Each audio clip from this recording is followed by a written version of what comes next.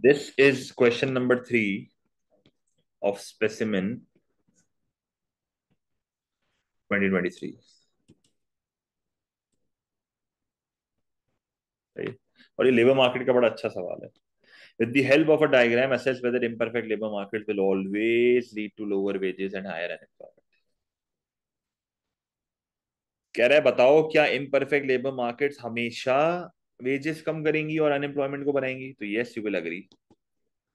कुछ केसेस में वेजेस कम होती हैं, कुछ केसेस में अनएम्प्लॉयमेंट बढ़ती है। तो सारे पॉसिबल केसेस बता दो। सारे पॉसिबल केसेस बता दो जहां पर आपकी वेज कम होती है। सारे पॉसिबल केसेस बता दो जहां पर आपकी वेज कम होती है और अनएम्प्लॉयमेंट बढ़ती है। सारे पॉसिबल केसेस बता दो। तो पहले तो आप ये बताओ परफेक्ट लेबर मार्केट क्या होती है। पहले आपका आंसर परफेक्ट लेबर मार्केट से ही स्टार्ट होगा, बिकॉज आपको मार्जिनल रेवेन्यू प्रोडक्ट की पूरी थ्योरी समझानी पड़ेगी इसके थ्रू। ठीक है। आंसर तो मैं आपको उसका है ही मेरा, वो तो आप रीड कर ही सकते हो। अब असल आंसर शुरू हो रहा है। इम्परफेक्ट लेबर मार्केट क्या होती है? जहां पर ट्रेड यूनियन, गवर्नमेंट, मोनोपोली, ये सारी चीजें होती हैं। वेजेस डिफरेंट होती हैं, market failure in the labour market होता है। वेजेस कम होती हैं, अनएम्प्लॉयमेंट ज्यादा होती है। Agreeing with the question, you need to agree with the question here. तो you are agreeing with the question कि हाँ भाई वेजेस कम होती है, अनएम्प्लॉयमेंट ज्यादा होती है। Now explain every possible scenario where the wages are low और the unemployment is high. The first possible case is a proper monopoly वाला ग्राफ। मोनोपोली वाला ग्राफ बनाओ और उस ग्राफ के थ्रू शो करो कि किस तरीके से मोनोपोली कंपेटिटिव मार्केट से कम वेज देती है और अनएम्प्लॉयमेंट क्रिएट करती है मार्केट में। क्योंकि देखो ना, एम्प्लॉयमेंट भी कम कर रही है, वेजेस भी कम दे रही है। तो this is the very first case which you need to explain. जिधर आप मोनोपोली वगैरह की भी उसको सारी नॉलेज दोगे। क्लियर है? तो ये आपका सबसे पहला केस है। और भी बहुत केसेस हैं। दूसरा केस जो आप उसको बताओगे, वो बताओगे ट्रेड यूनियन वाला। ट्रेड यूनियन क्या करती है कि कभी कभार मार्केट की सप्लाई को कंट्रोल कर लेती है लेबर की, और रिस्ट्रिक्ट करके स्ट्राइक्स वगैरह करती है और वेजेस बढ़वा देती है। तो सप्लाई ऑफ लेबर मैंने जो है वो कम करी, जिसकी वजह से वेजेस बढ़ी और अनएम्प्लॉयमेंट बढ़ गई। ये भी एक केस है।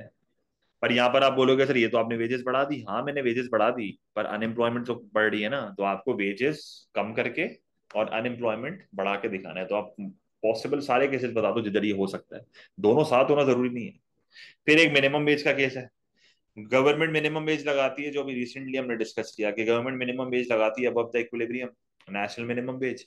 इससे आपकी वेज तो बढ़ जाती है पर अनएम्प्लॉयमेंट हो जाती है। तो आपने तीन केसेस उसको समझा दिए। आपका AO1 और AO2 खत्म हो गया। So in AO1 and AO2 you agree with the question where you say कि हाँ भाई वेजेस कम होती हैं और अनएम्प्लॉयमेंट बढ़ती है। तो पहले केस में मैंने उसको दोनों बता दिया, और फिर मैंने थोड़े और बहुत केसेस उसके साथ डिस्कस कर लिए। अब मुझे इवेल्युएशन में क्या बताना है, कोई बता सकता है? इवेल्युएशन में क्या लिखना है, कोई बता सकता है मुझे? इवेल्युएशन में कहानी उलट हो जाएगी। अब सवाल से डिसएग्री करोगे। सवाल से डिसएग्री करने का मतलब है कि बोलोगे हाँ वेजेस बढ़ती हैं और अनएम्प्लॉयमेंट कम होती है। उल्टा कर दो सिनेरियो। अब आप सवाल से जब डिसएग्री करोगे ना, तो आप वेजेस बढ़ाओगे और अनएम्प्लॉयमेंट को कम करोगे। ये आपका इवेल्युएशन होगा, which is of 6 marks. Which is of 6 marks. तो सबसे पहले तो आप उसको कैसे करोगे इवेल्युएट? सबसे पहले तो आप बोलोगे मोनोप्सनी मार्केट में ट्रेड यूनियन भी होती है। Monopsonist union, bilateral wage negotiation, collective bargaining. जिधर आप वेजेस को वापसी ऊपर कर दोगे, एम्प्लॉयमेंट वापसी बढ़वा दोगे। अब आप देखो यहाँ पर मैंने लंबी नहीं करी कि भाई ये मेरा सप्लाई ऑफ लेबर होगा, ये मेरा मार्जिनल कॉस्ट ऑफ लेबर होगा। मैंने पंचायत नहीं नापी है यहाँ पे। वैल्यूएशन में नहीं करना होता ये सब। चीजों को सिंपल रखो।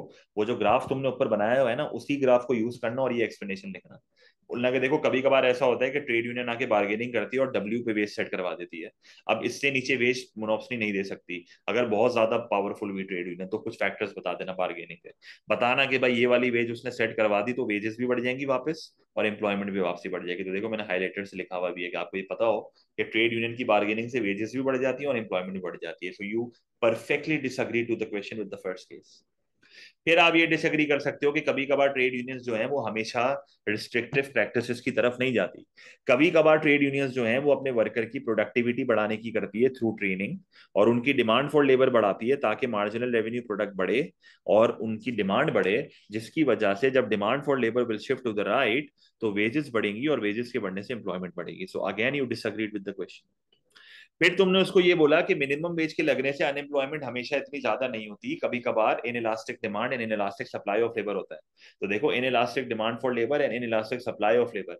तो कभी कभार वेजेस बहुत ज्यादा से बढ़ती हैं और अनएम्प्लॉयमेंट बहुत कम होती है, जो कि इतना ज्यादा नुकसानदेह मुल्क के लिए नहीं होता। जो कि इतना ज्यादा नुकसानदेह नहीं होता। सही है। तो कभी कभार मिनिमम वेज भी अपना काम सही से कर रही होती है। फिर आप यहाँ पर ये भी लिख सकते हो कि government can also intervene in the monopsony labour market. Government can also intervene in the monopsony labor market if the government sets a minimum wage at this point.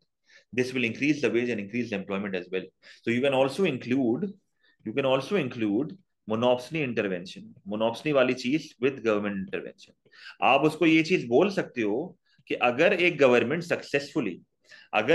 Successfully W minimum wage लगा दे eight W, तो आपकी इससे veg भी बढ़ेगी और employment भी बढ़ेगी. But you need to be careful यार कि आपको इसके ऊपर नहीं जाना है. आइए, देखो कितना आसान सवाल है. कंक्लूजन क्या होगा? कंक्लूजन ये होगा कि सवाल की स्टेटमेंट जो है वो गलत है. हमेशा इम्परफेक्ट लेबर मार्केट्स में वेजेस के कम होने से अनएम्प्लॉयमेंट नहीं बढ़ती. कुछ केसेस ऐसे भी होते हैं जहां पर वेजेस बढ़ती हैं और अनएम्प्लॉयमेंट कम होती है, discussed in the evaluation above. तो स्पेसिमेन 23 का ये हमारा क्वेश्चन है. पोर्टल के ऊपर जाके आप स्पेसिमेन 23 का पेपर खोल सकते हो और वहां पर जाके ये आंसर आप रीड कर सकते हो और अपना आंसर लिख सकते हो. लिख लोगे तो बहुत बेहतर है, ताकि आपका पूरा टॉपिक जो है ना वो एक ही क्वेश्चन में रिवाइज हो रहा है. I will solve one more question जो कि बहुत ही रिसेंट है, जो परफेक्टली कंपैरेटिव लेबर मार्केट के ऊपर है, और वो और भी ज्यादा अच्छा सवाल है. फिर मैं और भी सवाल कराऊंगा after we discuss wage differentials. तो वेज डिफरेंशियल्स का भी एक सवाल कराऊंगा. देखो, लेबर मार्केट के दो कैटेगरीज के क्वेश्चंस आते हैं. एक कैटेगरी होती है wage determination. Now this question is wage determination. और एक क्वेश्चन आता है वेज डिफरेंशियल.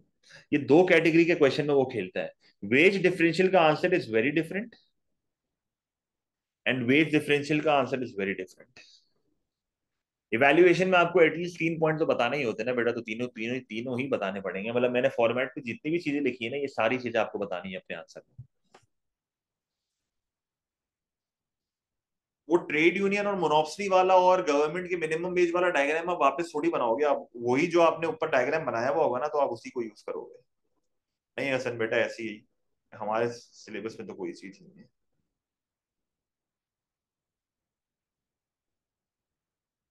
तो why would the government do this?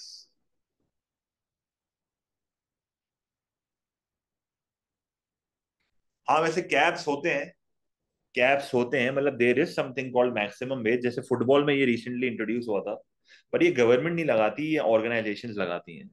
जैसे फुटबॉल फेडरेशन जो थी चाइना की या सऊदीया की, उन लोग ने बेसिकली एक मैक्सिमम लिमिट सेट कर दी कि यू कैन नॉट पे, यू कैन नॉट पे, लाइक फॉर एग्जांपल $1 मिलियन से ज्यादा पे नहीं कर सकते. मतलब this is the maximum you can pay. तो ये नॉर्मली प्राइवेट फेडरेशंस करती हैं और ये गवर्नमेंट इसमें इन्वॉल्व नहीं होती. सही है. नॉर्मली हम इवैल्यूएशन में ग्राफ्स नहीं बनाते, तो हम ग्राफ्स इवैल्यूएशन में वैसे भी नहीं बनाते बेटा. हम तो अपने सारे ग्राफ्स इंट्रोडक्शन के बाद बना देंगे. तो हम तो फिर उसको आंसर से लिंक करते जाएंगे ना. ऐसे बहुत क्वेश्चन है जहां पर हमने जो है वो इवैल्यूएशन से डायग्राम्स को लिंक किया है, पर वो डायग्राम्स हम ऊपर बना चुके होते हैं. देखो, जब आप पेपर में ये सवाल करोगे तो you will have to make a plan first. सही. और उस प्लान के अकॉर्डिंगली आप आंसर लिख करोगे. अगर आप अंधी शुरू कर दोगे सवाल पढ़ के, तो ऐसी बहुत चीजें जो आप शायद स्किप भी कर जाओ. तो एक प्लान बनाना बहुत जरूरी है. 5 मिनट तक तो आपको सिर्फ पेपर में प्लान बनाना होगा और फिर 35 मिनट्स आप लिखोगे. क्योंकि अगर आपने प्लान बना लिया ना, तो आपके आगे का बहुत टाइम बच जाएगा.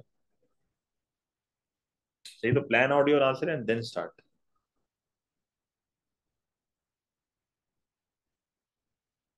बिल्कुल. फिगर 1 2 3 4 करके रेफरेंस देना होगा, जिस तरह मैंने अपने इतने सारे आंसर दिए हुए तुम्हें पोर्टल पे. सारे वही हैं, बस सिमिलर चीजें हैं सारी. ठीक है, तो ये हमारा एक 20 मार्कर हो गया.